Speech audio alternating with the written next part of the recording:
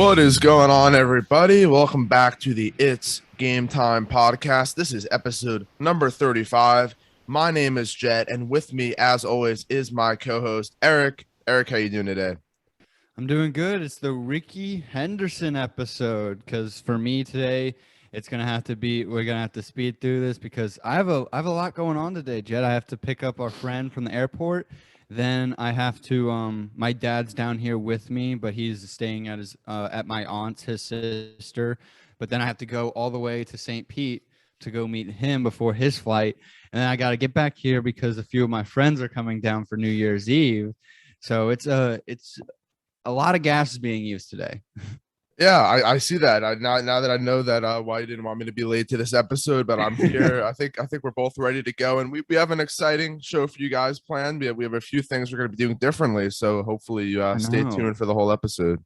It's a jam-packed day. Last episode of 2021. It is last episode 2021, episode 35. Good thing it ended on 35 and not like 34, 33, or 32. I'm glad it ended on 35. It's a nice clean end to the year 2021, in which, to start off the episode, we are going to talk about our top sports moments in the year 2021. So I did 3. Did you do 3? I mean, I have a lot. I'm just gonna go over 3 because there's so many moments that happen throughout the year. I mean, I'll start off with one of my favorite moments, being that we both go to school in Tampa. Obviously, there was a lot of moments that happened in Tampa from a sports perspective. For me, I would say the Lightning and Bucks. You know, all the winning they've been accustomed to, and all the winning we've been accustomed to in the Tampa Bay area. We've been very fortunate to go to all the parades and experience all this firsthand. So it's been very exciting for, someone like Tom Brady, who we didn't expect to be coming down to Tampa while we were in school, along with teams like the Lightning being able to get the job done. So it's been very exciting. If you are living in Tampa, go to school in Tampa. It's definitely the best time to be in Tampa. And then also you can't forget about the Rays. The Rays have been very successful in their own rights. They haven't won anything, but they still have been dominating the AL East and the AL in general. I mean, they won 100 games this past season, which is the first time in franchise history for them. So that's great to see. So I mean, that's how they earn the name Tampa Bay, is that they're very successful at the moment with what they do. One of my moments is it's not really in the sporting moment, but it has to do with Brady, and it's Brady's trophy toss. Yes, that's a good one. That's a very memorable one. I mean, it was very, very funny, and I just remember hearing about that, and I was like, he did what? Because I think that trophy could have ended up at the bottom of the river. Yeah. And remember, there was backlash from the daughter, I believe, of the person who designs the trophy, and there was all that stuff. But yeah, that was you're not going to probably see that ever again. That's only something that Tom Brady would do. So, and the only one that can do that without facing punishment. For me, another moment that was very big, and I remember we talked about it on here right after it happened. And that was in Game 2 of the Phoenix Suns versus the Los Angeles Clippers, and it was in which it's now being referred to as the Valley Oop, the alley oop that is tossed to from Jay Crowder to DeAndre Ayton with 0 seconds. I think it was like 1 second or less than a second left on the clock, and he dunked it to win the game. I just remember seeing that, and that's an all-time just. What all-time moment in NBA playoff history from now on. Yeah, that was actually one of the moments that I had written down, because just the accuracy that Jay Crowder had to have, along with obviously DeAndre Ayton finishing that play. We might never see something to that extent ever again. It was perfect from both ends of the play, and it was in a critical time in the NBA playoffs. And obviously the Suns wound up going to the finals that year. They beat my Clippers in the conference finals, but obviously they would wind up losing to the Milwaukee Bucks in the finals. D-Book, man, my boy. Yeah, I do. I just remember just seeing that, and I was like, "Oh my god, what the heck just happened? What just happened?" Yeah. And I mean, it was insane. It's not easy, especially to do it from behind from that spot where Jay Crowder was to get it to DeAndre in that perfect spot. It's going to be remembered as one of the greatest plays in NBA history. For sure. Know. Yeah. What's another event? There's so many. I have so many written down. I just kept going back and looking throughout the year, and I just kept finding more and more stuff that I wanted to talk about. This one's not necessarily a moment. This is kind of like a season long thing. I want to talk about Shohei Ohtani. His historical 2021 season. Obviously, he won MVP. He had 46 home runs, 100 RBIs, 26 steals, and then on the mound, he was 9-2 with a 3.18 ERA. I don't know if we'll ever see another player like Ohtani come along. We very well could, but I doubt it. He was the first in MLB history with 10 or more home runs and 20 or more stolen bases, along with 100 or more Ks and 10 mound appearances. I mean, for everyone that watched baseball throughout the year, it was definitely a sight to see. And hopefully he comes back even stronger next year and even puts up a similar campaign. That would be nice. I mean, it's once every like 2 generations that we've been able to see either a pitcher that can hit or a hitter that can pitch. It was Babe Ruth back in the 1920s. And then now we get to enjoy this. We get to watch it when it's in its prime. It's not like we're really young, and like we may not remember this golden age of Ohtani, but I mean this is something to be remembered. And obviously, if he keeps doing this, if he keeps putting up, if he gets up to like, let's say he goes like 10-4, has like that. And like a low 3 or high 2 ERA, and then does the batting production and the stolen bases, I don't see how there's someone that could possibly take away the MVP from him if he just does that. It's just that pitching side of it, along with winning you games with his bats. He's winning you games with his arm too, with pitching. So if he keeps doing this, we say that Mike Trout should win the MVP every year. Shohei Ohtani could become that person instead of like why is he not? It's like LeBron when he was in his prime. Like LeBron should be winning every year. That could become Shohei if he does good on the pitching side of it. Continues to do good. Definitely, and it's going to be impressive. If he's able to keep this up long term, it's going to be even more impressive than just doing it for 1 year. So we'll have to see what happens in this next season if we hopefully get a season. So yeah, we will. All right. So they're just trying to draw it out and stuff. But the moment, this is my last one I have written down. I may remember one, but it may not be as big as Brady or the NBA, but for me, it's the F1, the Formula One championship. Yes. It is, because Max Verstappen won. This is the first time in 4 years that Lewis Hamilton hasn't won. All right. This is the first time in 7 years that a driver for a different team has won the drivers' championship. The past 7 years, a Mercedes driver has won the championship. Lewis Hamilton, the prior 4.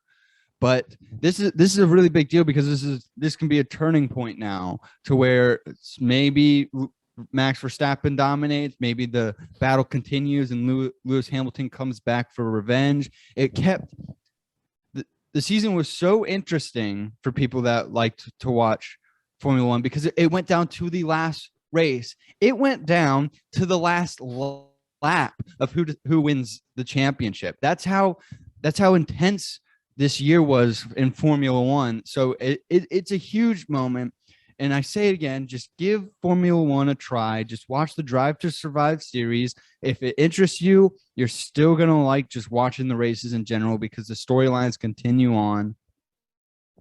So it's a really big moment for Formula One, with now the prior domination of Mercedes has come to what seems like an end.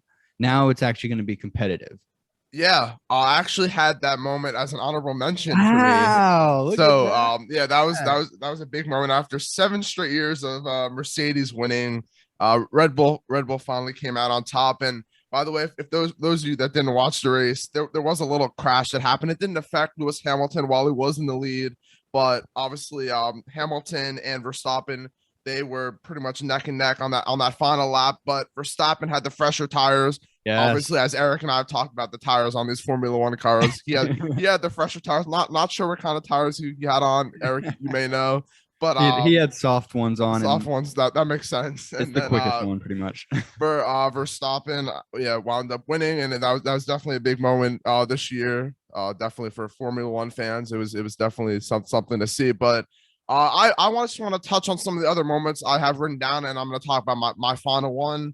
Things like the Javier Baez play that was insane against the Pirates. He went Little League on them. Yeah, Jalen Waddle being drafted to the Miami Dolphins. Oh my God, Jalen Waddle being traded to my fantasy team. Yeah, exactly. And the Miami Dolphins making history. It's the first team in NFL history to lose 7 straight and win 7 straight. Only a few games left to decide if we will be in the playoffs. But the final moment I want to talk about, it was all the way back in March Madness time when Jalen Suggs of Gonzaga hit a game-winning buzzer beater over UCLA to advance to the national championship. I remember where I was in that game. I remember who I called after that play went down. I'm sure Eric remembers well what happened after that play. But that was pretty cool to see, especially in that big of a game to win a game on a buzzer beater from nearly half court. It doesn't get any better than that. Yeah, I when looking through mine, I saw that also. Jalen Waddle getting drafted by the Dolphins. The Dolphins having it's a bizarre stat. Losing 7 straight and then winning 7 straight also. It's what? Like that's insane, obviously, because it's the first time ever. And then the Javier Baez thing, that he went Little League on the Pirates, and that's a funny, just like a WTF moment. Yeah, it is. The other one I had down was the Justin Tucker field goal, because that broke history, and the way the field goal went in, the double doink, a good double doink. It doesn't get any better than that as well. So absolutely. Let's get right into now fantasy talk. Right? Is that what we're doing? Let's do it. Let's talk some fantasy. I'm in the championship, guys. I'm in it, and let me tell you, if I win it all, I may have to Venmo Jalen Waddle some of my winnings, because we're Venmo the person that gave you Jalen Waddle. Yeah, it's Let me tell you, last week I had I was in a dogfight with Connor, man. It was rough. It was down to the last game of the season. Lindsay, I'm facing Lindsay in the championship. She faced Connor P. I faced Connor M. Connor P's team threw up a very big dud, so Lindsay's won very steadily. My team, man, I have to shout out Justin Jackson of the Chargers. He dropped me 34 points on a streamlined start. Amon-Ra St. Brown, a huge waiver wire pickup for me. I would not have won this if I did not have him at all. He dropped 26 points for me. And then Jalen Waddle, I was down, I believe. I was percentage-wise, I don't remember how many points I was. I know percentage-wise, I had a 20% chance of winning this game, because it was Jalen Waddle and Myles Gaskin to start. Jalen Waddle, 25.2 points, and then I also have to thank the New Orleans run defense for shutting down Myles Gaskin. I mean, Myles Gaskin, he only got what? How many? He only had three rushing attempts. Yeah, I also want to point out after the Sunday games, I get a text from Eric saying I'm not going to use the vulgar language he used, but he said that I had jinxed both him and Tommy. Obviously, it was my initial prediction was that Eric was going to be facing Tommy in the championship. Obviously, Eric was feeling down going into that Monday night game because obviously to win he was going to need a Monday night miracle, and obviously he did end up getting that from Jalen Waddle. He went off. Tua was looking his way every single play. But now I think he owes me an apology as well because I did not jinx him, and he will be facing off. It's a number 1, number 2 seed matchup. You're not going to see many of those this year in fantasy football with all the chaos we've seen. But the number 1 seed versus the number 2 seed. Right now, the projections are favoring Lindsay by 3 points, but it's going to be a very exciting matchup. It's going to be a very close game, and we'll have to see. Actually, I'll make my prediction. That's what I'll do. I'll make my prediction. Gosh, I should just like take the headphones off so I don't hear it. So I'm just gonna go. I'm gonna run down really position by position. So we're looking at the quarterback position. Lindsay has Dak. Eric has Herbert. It's tough because Dak's coming off a huge game. Justin Herbert's coming off a really bad game. Yeah. I think both of these guys are going to have pretty solid games. I think it's going to be very close between them. I'll say even on this in this area right here. I think they both have very good games. Moving down the list to between Lindsay has Alvin Kamara, Eric has Austin Eckler. I think Austin Eckler has the edge here. He's coming off a game where he didn't play, and he loves his fantasy owners more than anyone, and he wants to make up for the lost time last week. So I'll take Austin Eckler here. Moving down the list, Joe Mixon for Lindsay versus Josh Jacobs for Eric. I think it's pretty clear. I think the edge obviously goes to Mixon. You got to give it to Mixon. I mean, Jacobs is going to get the Colts. The Colts have a pretty good run defense. Mixon has been great all year, and I think I'll give her the edge there. So right now, 1-1, considering that first one was even. Next, Tyreek Hill for Eric going up against DK Metcalf for Lindsay. That's pretty clear as well. I think Tyreek Hill has the edge. He's going to need a bounce back game after the oh my god, I was furious with him. It seemed like he only played for the first drive, so I was thinking I was like, why would the Chiefs even play him then? Why would you do that if you're only going to use him for the first drive?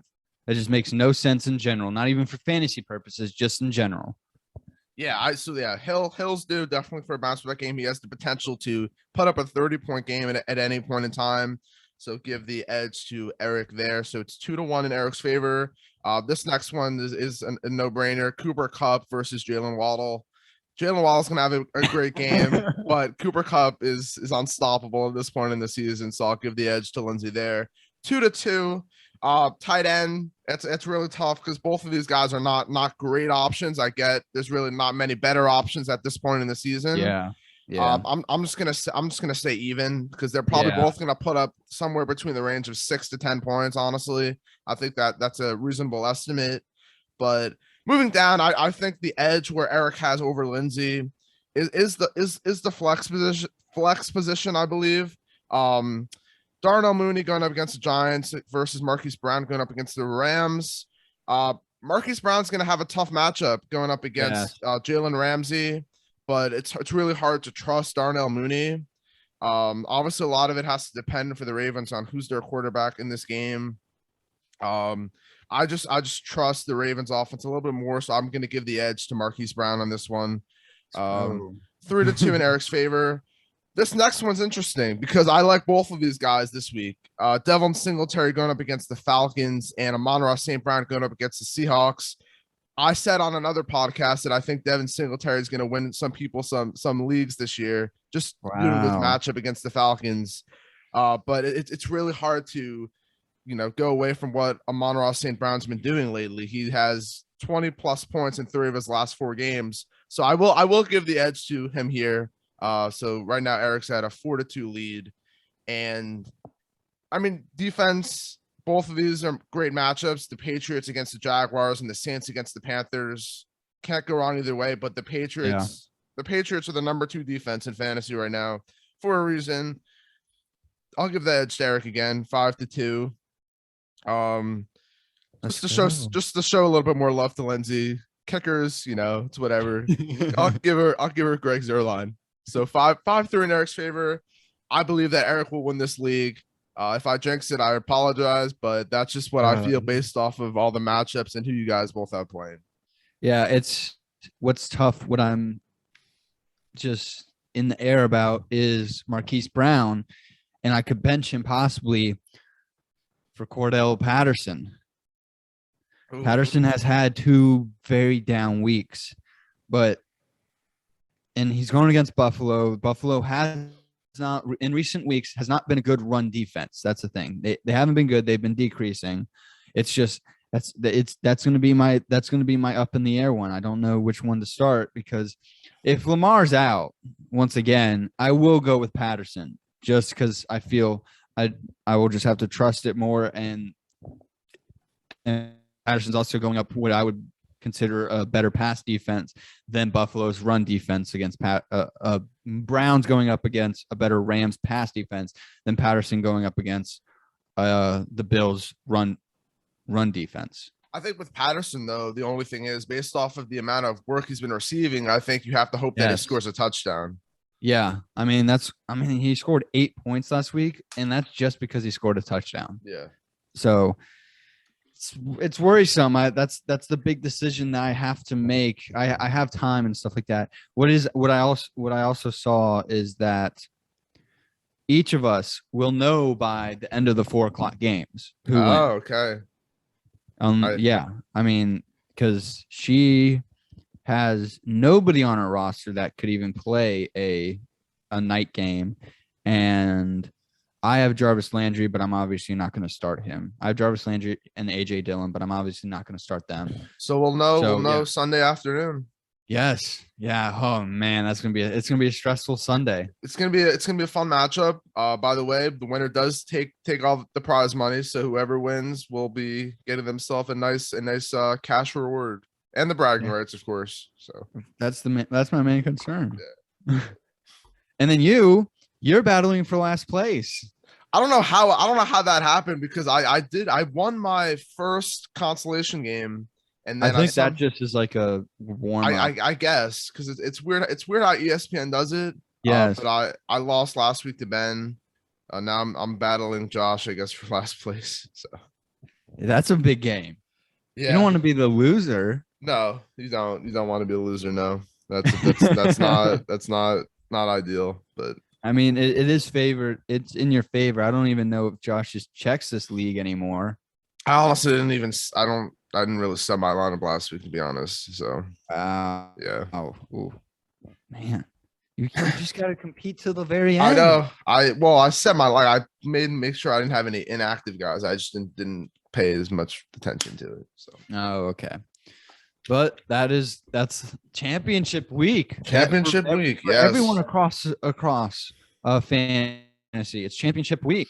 Yeah. And in the other league we're in, Lindsay's also in that championship. Yeah, Lindsay's in the championship in both leagues. Yeah. And by the way, I think we should talk about this as well. In another league, we have together the other what is it, like 6-person league where it's not for 8-person league where no one pays attention. That league has already been finalized. Yeah, I thought I lost. It was me. Jett got first place. I got second place by 2 points. By 2 points. It was close. It was really close. Dolphins defense, they went off. So that was really, I mean, Devontae Parker didn't have a catch, and if he did have a catch, he probably would have won. I mean, what hurts to see is I had Chase Edmonds on my bench and Rex Burkhead on my bench. Yeah. If I started either of them, I would have won. But since this is a legacy league or something like that, keeper league, we had this last year, and I came in last place, but now I got second place. Yes, and I finished my Dolphins perfect season. So yeah, I guess you did. I look at your team, and I'm like, how does he have those players? Yeah, if only I did that in leagues I actually cared about, Yeah. Oh man, I forgot. Yeah, Do we want to talk about our basketball fan? No, we could leave that for off camera where we could dive into that. But All right. So what's up next now? let's get into the our picks and on how we did last week. How did I do last week? Yeah, I mean, I did bad. I did really bad. You beat me. You went 7-9. Oh, I went 5-11. So ooh. What's the overall record now? Overall record, you sit at 93 and 116. I sit at 109 and 112. Oh, under 500. Under 500. But since you implemented this new strategy, you have a 1-game lead over me. You sit at 43 and 48. I sit at 42 and 49. Let's go, baby. Yeah, but let's go with two more weeks. 2 more weeks to play. Probably I shouldn't say the overall is out of reach, but the new strategy, you can definitely win that. That's for sure. Yes. That's what I'm focused on. I'm focused on that new record, the new record. So let's get right into, well, first off, who won this week for the Instagram? That's right. Yeah. Week 16, we had a different winner for the first time. A former guest on this show, our friend Cooper, took home the victory in this one. He had an outstanding week.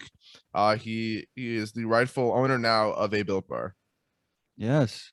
Was it close at all or not very much? You were close. You came in second. You came in second. You missed it. You missed it. You were 1 off from him. So oh my gosh, that hurts. That hurts. I'm getting so close. I want a Built Bar so bad. You're getting very close. Yes. But okay, let's get now into our picks. All right. First game I have on here. There's no Thursday night game. Yeah, no Thursday night game. We're going right to Sunday football. Or Sunday night. It's all Saturday. It's all Sunday football now and Monday football. Yeah. But the first game I have here is the Giants at Chicago facing the Bears. The Bears are 6-point favorites at home. How are we feeling? So I believe I heard that the Giants are going to start a mixture of Mike Glennon and Jake Fromm. If I heard that correctly, or they started one of the other. They're trying to get to the end of the season. Yeah. I know we both said we weren't going to really trust the Bears again. I'm gonna say that the Bears win this game, but they do not cover. Oh, okay. All right. I mean, the Giants might as well just bring back Eli at this point. He'll do better than Mike Glennon and Jake Fromm. The Giants at the Bears. The Bears are 6 points. What do I think is going to happen? I think what's going to happen is that they will not cover. I think this is going to be an absolute garbage game. So give me the Bears to cover. And that's why you beat me last week, because of stuff like that where it just somehow the opposite happens. Yes. All right. Next game is Falcons at the Bills. Buffalo is 14.5-point favorites against the Falcons at home. I mean, they were unstoppable at New England. So it was so bad. It caused my New England defense to give me -5.5 points. So how are you feeling? 14.5. I'm gonna say they cover that. I'm gonna say that they win by more than that. I think I don't trust the Falcons to be able to keep up with them. Yeah, they're around 500 right now, but the Bills are playing a lot better right now. And while the Bills have choked throughout this season to really bad teams, I don't think they do that in this one. 14.5. The more and more I think about this game, I just see Patterson going off. I'm like going off on your bench, I guess, at the moment. Oh, well, if I keep having this feeling, he'll definitely be over. Maybe even Josh Jacobs, who's facing a really good Colts defense.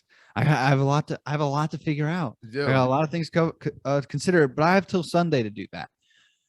This game, I feel like Patterson's going to go off. Okay, so with that in mind, I do think the Bills will not cover. So give me to cover. Okay. Give me them to cover. All right. The next game is a pretty good matchup, I have to say. Hopefully it's a really good matchup. I mean, It is the Chiefs going all the way to Ohio to face Cincinnati Bengals. Cincinnati had just Joe Burrow dismantled the Ravens. I don't even know if that franchise exists anymore after what he did to them. The Chiefs, though, are favored by 5 points on the road. Yeah, I believe there's some upset potential in this game, but it's really hard to pick against the Chiefs right now. They are hot right now. Ever since whatever happened early on in the season, I think we all forgot about it because they're playing at a total different level right now. Their defense has actually been really good, and now their offense has kind of regained its form. I think this game isn't Cincinnati, but I do think the Chiefs win this game and cover. I do believe the Chiefs will cover. So just don't give them to me. I'm saying I'm going against the spread. Okay. The next game is your Dolphins are going to Tennessee to face the Titans. Tennessee is favored though by 3.5 points. The Dolphins are arguably the hottest team in the NFL right now. The Titans were able to skate by with a victory against the 49ers last week. I believe I know how you're going. First of all, I mean, this is not my upset pick of the week because it shouldn't be an upset. The Dolphins are playing a lot better than the Titans right now, even though the Titans are coming off a win. I get the whole narrative right now around this Dolphins team, and we're not getting any credit because of the teams we've played throughout this 7-game winning streak, which I get. But this is the time where we start to prove everyone wrong. And if we win this game, it's another step towards earning a playoff berth. We are currently the 7th seed in the AFC right now. I think the Titans do not cover the spread here. Yeah. I see the Dolphins winning this. So give me the Titans to cover. All right. That could be a big game. That could be a big deciding game. The Ryan Tannehill revenge game right here. Will he get his revenge? I don't think so. Watch the Titans just secretly have Derrick Henry ready to go. I hope not. I really hope not. Oh. The next game is the Raiders at the Colts. I don't have a spread for this game. Is it even? Yeah, I was looking earlier. I didn't see a spread for this one. I have it. It's 6.5. The Colts. Okay. All right. So the Colts are favored by 6.5. What are we thinking? So Carson Wentz won't be playing in this game because due to COVID, he is out, and because he's unvaccinated, he's going to be missing the game. So you said the Colts are favored by 6.5. It says on here. Okay. If that's the case, I'm going to say they don't cover. I still think they win the game. But with Sam Ehlinger starting for the Colts, I think it's going to be a lot tougher for the Colts offense to be as productive as it normally is. The defense will still be fine. We see a different Raiders team every week. We don't know which one will get in this game, but I think the Colts win, but do not cover. You see, I have to agree with you on that. Now that I know that the Colts will not have Carson Wentz, but with my strategy, I'm going to have to go with them to cover. I'm now just hoping that Jonathan Taylor has a game like he did against the Bills back earlier in the season.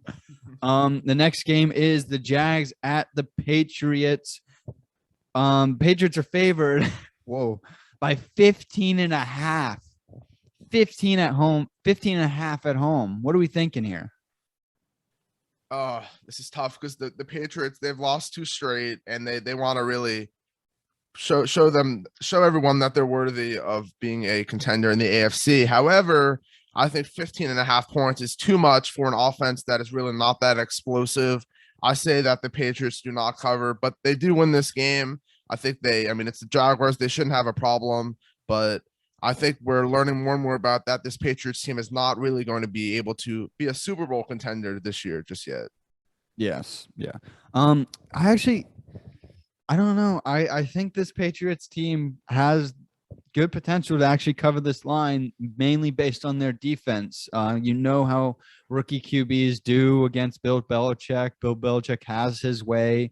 He just throws out their entire game plan. So in this case, give me the Patriots to also not cover this game. The next game is the Bucks at the Jets. Oh my gosh. The Bucks are 13-point favorites on the road. Yeah, this is pretty easy for me. I think the Buccaneers covering this one, even without Godwin, Fournette, potentially Mike Evans as well. Brady has enough guys to throw to, whether it's Antonio Brown or Gronk. The Jets are just not a good team, even though they're coming off a nice win last week. I think the Bucks have no problem covering this one. See, in my heart of hearts, I do think that they will cover. So give me them not to cover this game. All right. The next game is an NFC East matchup. It is the Eagles going to Washington to face the Washington football team. Philadelphia is favored by 3 points on the road. I think that the Eagles will easily cover. I think they'll easily cover this game. So just give me Washington. This isn't my upset pick of the week, but just give me Washington to upset. Yeah, 3 is a very small spread considering what we saw from the same Washington team last week. I know they were missing a bunch of guys due to COVID and injuries and whatnot, but the Eagles are right in the playoff race right now, and I think they're going to continue to solidify their spot as a playoff team for this year. So I think they will have no problem covering this spread. Yes. Next game is, would you consider this the game of the week if Lamar plays? I think there's another one in the 4 o'clock window that I would consider. All right. Okay. This is the game of the week for the 1 o'clock window. Yeah. The Rams are going to Baltimore to face the Ravens. The Rams are 3.5-point favorites on the road. What I would say is I think the Rams are going to cover this game, even if Lamar plays. Lamar's been out for a few weeks now. So give me them to just not cover. I saw a video earlier of Lamar Jackson practicing, and he does not look like he's able to even move. So even if he plays, I think the Rams are going to have their way with this Ravens team. I think the Ravens have a better chance if they start Tyler Huntley in this one. Yes. I actually do see some upset potential here just because this game is in Baltimore, and the Rams looked a little shaky last week against the Vikings. But even with all that being said, I still think the Rams have no problem covering the spread here. All right. Next game is the Broncos at the Chargers. The Chargers, who threw up like a brutal loss for their playoff chances. I mean, it really throws a lot, and like that could really, if they don't make the playoffs, you can point to their game against the Texans. Exactly. It was awful. But the Chargers are, even after that loss, the Chargers are 6.5-point favorites against that stout Denver defense at home. So who are you going with here? Yeah, that's a very good line. I think that the Chargers will have a bounce back in this game. It's been like this all year. There's games where they do nothing, and there's games where they absolutely go off. I think this is a game where I don't necessarily think they go off just because the Broncos have a very good defense, but I think they're able to win by a touchdown here. I just don't think that they're going to cover. That's what I think. So I'm going to have to go with that they do cover in this game. The next game is the team that beat the Chargers. The Texans go to San Francisco to face the 49ers. San Fran is 12.5-point favorites. Vegas still doesn't like the Texans, even after the Texans just won in a shootout against the Chargers. What are we thinking? Yeah, here? It's interesting because I think we're at the point of the season where I think we have to start showing Davis Mills some love. He's looking like one of the better rookie quarterbacks in this year, if not the best one from a pure passing perspective. He looks a little bit better than Mac Jones, in my opinion. 12.5's a lot. The Texans have been playing pretty well this past several games, so I don't think the 49ers cover in this one. Obviously, Tyrod Taylor was not the answer, so I'm glad the Texans learned that lesson. So Tyrod will be the answer for the Giants this upcoming season in 2022. I do not think the 49ers are going to cover here, so give me them to cover. The next game, is this your game of the week? I would say this is my game of the week for the 4 o'clock window. I believe so. Okay. It is the Cardinals going to Dallas to face the Cowboys. The Cowboys team that Dak pretty much did the same thing that Joe Burrow did to the Rams. Dak did to the Washington football team. Dallas, though, is 5.5-point favorites, even after the Cardinals have been just like crawling to the finish line, to the playoffs, hopefully. Yeah, I mean, both Burrow and Dak, those defenses that they were playing, there were a bunch of guys that were pretty much coming off the streets. I think for me, this is going to be my upset pick of the week. I think the Cardinals win this game. Wow. They really need a win in this one, and they're coming off 3 consecutive losses. And we've seen at times when the Cowboys offense starts to struggle. Obviously, they didn't struggle last week because they were playing against guys that Washington found off the street. This Cardinals defense is a very good defense, and I think that the Cardinals finally get things going in the right direction and pick up a win on the road in Dallas. Oh, man. See, you used to always go against the Cardinals, and you're going against your second favorite team in the NFL here. I know. It's really hard for me to do. It is. For me, I see Dallas covering. I do. I see them covering. They just have more talent. More talent on the offensive and defensive side of the ball. So give me them to not cover. I think they just need to win by 5. It's 5.5. They just need to win by 5. The next game is Panthers at New Orleans versus the Saints. Saints are 7-point favorites. Taysom Hill is hopefully coming back, or Trevor Siemian. They're both activated off COVID list, so Taysom Hill will be starting in this game. I think whatever that was last week, I have no idea. I want to rant about it a little bit because I had Alvin Kamara in one of my leagues where I needed him to just outscore Jalen Waddle by 2 points. Obviously, that did not happen. But the problem I have was, obviously, there's nothing I could have done. Ian Book is obviously not meant to start in the NFL. He'll be in the XFL when that gets going once again. But Alvin Kamara is their best player, and all they kept doing was running him up the middle, and that clearly wasn't the answer when you have a Dolphins defense that has been on fire. When they started to get the ball to Alvin Kamara in space, you saw how things were starting to change. It was a very hard game for me to watch, considering I wanted the Dolphins to absolutely destroy the Saints, but I also wanted Alvin Kamara to have a good game. So it was a win-lose situation for me after the game was over. But I actually, Alvin Kamara, I will never draft in fantasy football again. I will never have on any of my teams, just because he's gonna haunt me for the rest of my life. So wow, you putting that on the list that Tommy brought up. Yeah, he's on my list. Yep.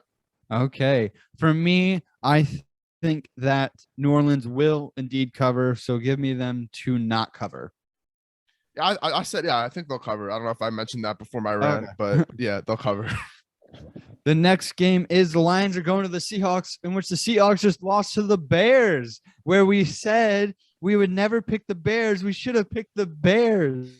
The Seahawks are 6.5-point favorites. This is my upset pick of the week. Wow, your Lions. My Lions, all right.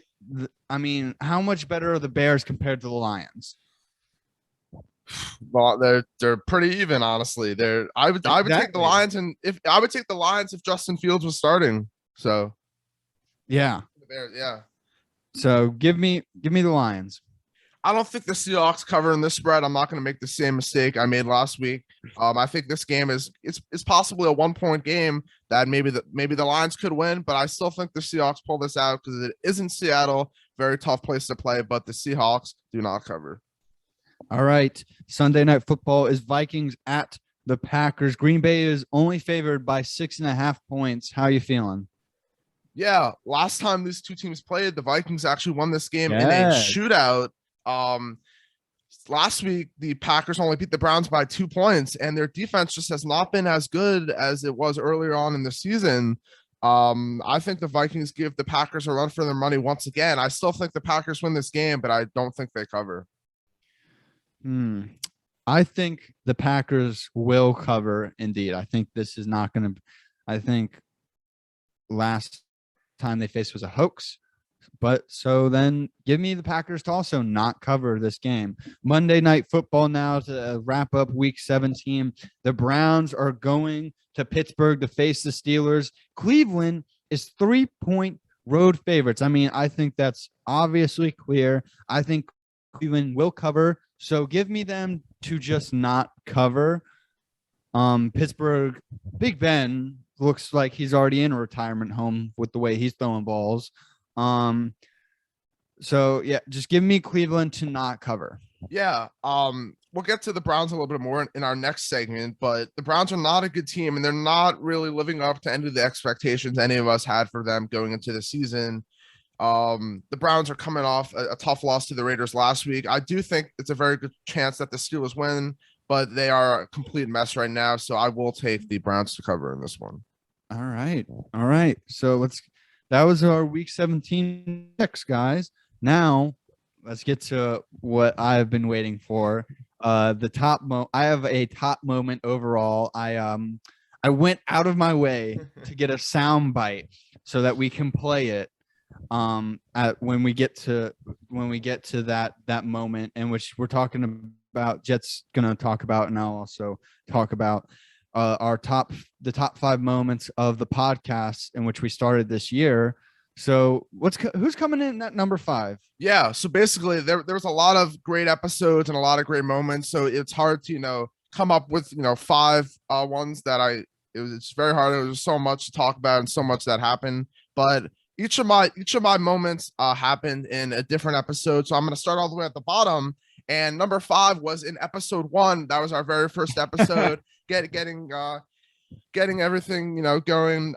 Eric actually had mentioned that if LeBron would win a ring in the playoffs, that he would overtake Michael Jordan and that conversation would be ended. Obviously that did not happen. Eric, what are your thoughts on that?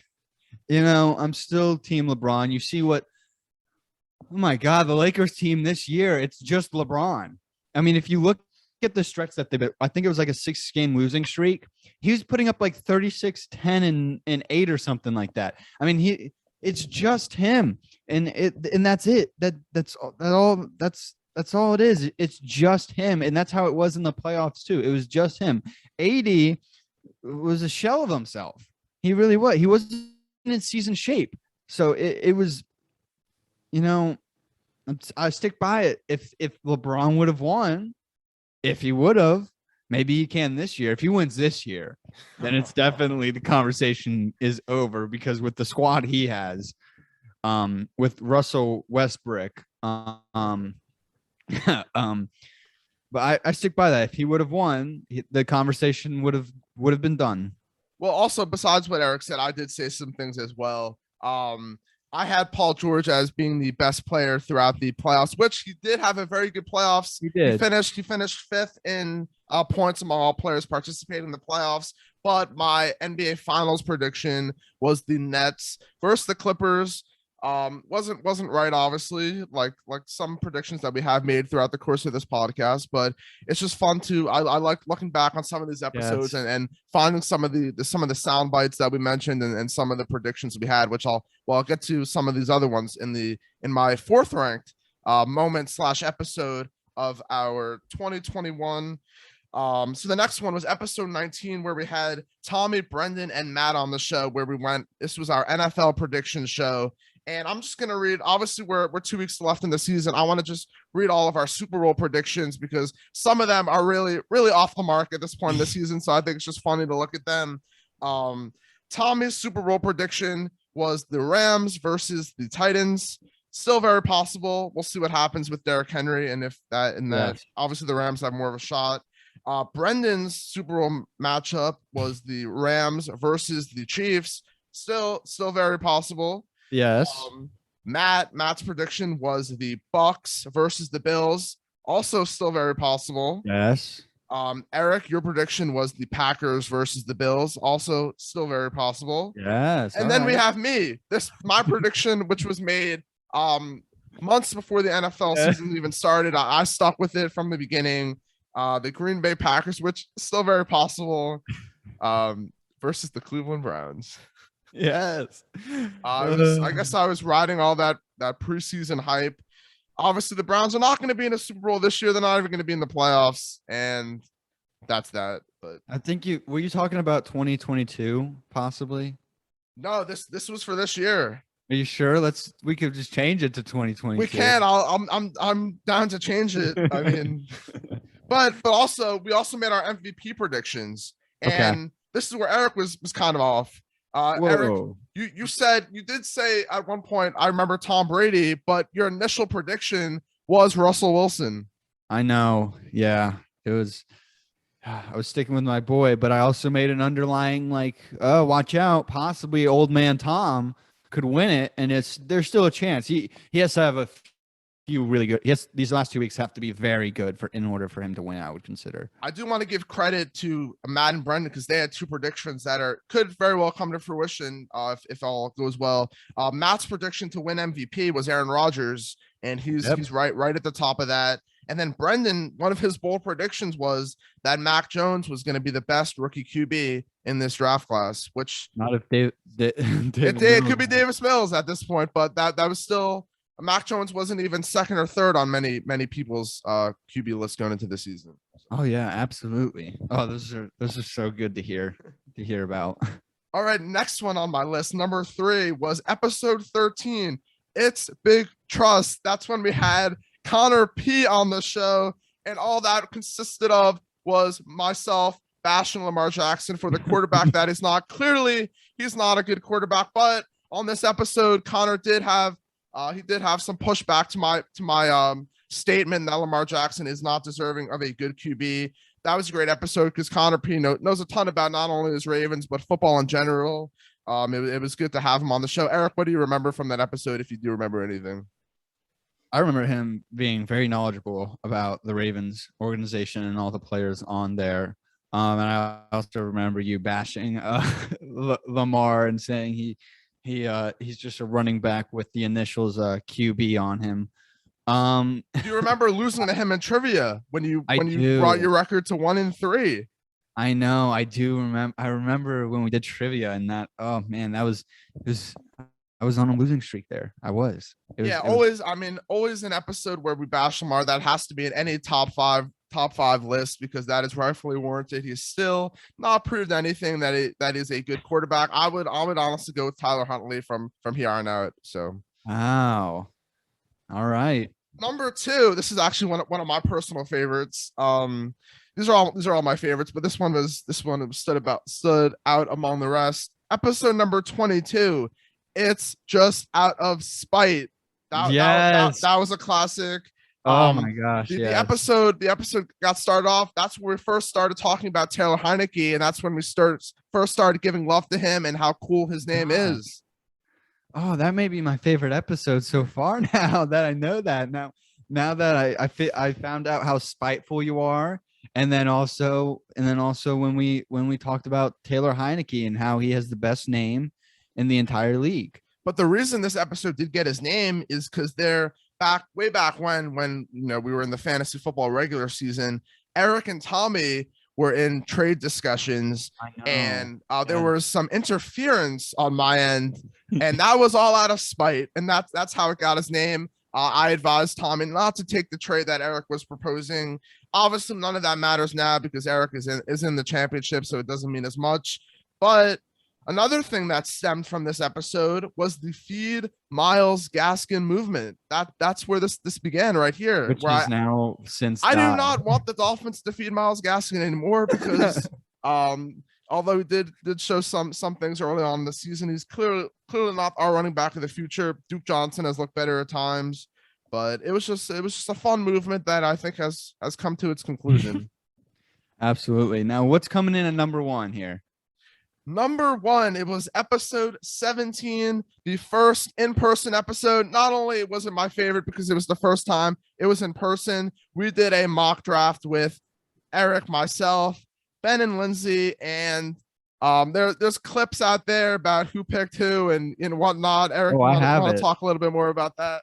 I have it. So I'm going to mute each of us so that the clip can play nice and clear without any interference, okay? And then we'll get It's more about asking your opinion on the clip. I'm ready to give my opinion. Okay. And I'm going to go with Jonathan Taylor. No, you guys don't know. You guys don't know. Jonathan Taylor or Aaron Jones? Nope. Jonathan Taylor all the way. I thought you were for sure going Aaron Jones, and then I had to scroll all the way down to see Jonathan Taylor. I'm going Jonathan Taylor's all the way. My ride or die right there. Wow. All right. Jett, you have 45 seconds to make a tough decision. I'm totally fine with that because the guy I want is still there. Aaron Jones, the guy that should have gone at pick number 9. All right, Jett. Well, here's the thing. Here's the thing, Eric. So, don't. I know you picked Jonathan Taylor in that mock draft, and obviously that was the correct decision. But when it really counted was the real draft, where I mean, you got your guy Austin Eckler, which you can't be mad about at all. I got Jonathan Taylor, but going into that draft, I didn't really trust him. Even when I picked him, I knew he was someone that I was going to try and trade, and obviously I traded him. And that trade did not work out in my favor. That was the difference between me succeeding in this league or not.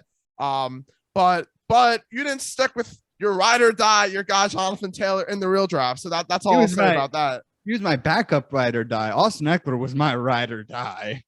Austin Eckler was my ride or die. And it's more about valuing Aaron Jones over Jonathan Taylor. Yeah, that was clearly the wrong assumption there too. I will honestly, Aaron Jones is moving closer to my do not draft list ever again because of his inconsistencies all throughout this year. I mean that was a probably the biggest highlight coming from our podcast throughout 2021. Just that clip. Obviously, Ben, Lindsay, and myself shouldn't have laughed at that pick. I guess we were all wrong. Going into the season, there were a lot of question marks around Jonathan Taylor. He has answered all those questions, and he is never going to be laughed at again once he's coming off first off most fantasy drafts next year. So I'm waiting for the next mock draft that we do with Ben and Lindsay next year, in which I'm going to do the same thing. I'm going to bait you guys into laughing at me again, so I can just clip it and just have it nice and saved, ready to go.